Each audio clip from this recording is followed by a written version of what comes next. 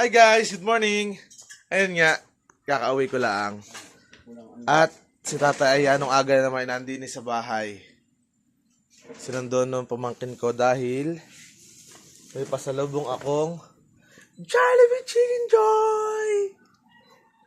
Kakain ang matanda ng Chicken Joy. Ayan nga, ay Tatay oh. Ginawa ko, init ko muna sa air fryer para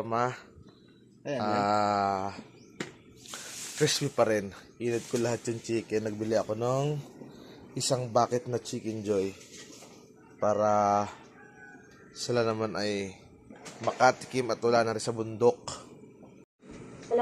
Check muna natin guys ang ating crispiness ng ating chicken. Wow, pwede na to. Akin na yung lagayan para mailagay ko yung iba. Okay na to. Bali luto na yung apat. Ilagay natin tong the rest. Dahil hindi ako kakain ng Jollibee Chicken Joy, merong nilagang manok dito. Nilagang native na manok. Itong aking uupakan. Oh, sarap.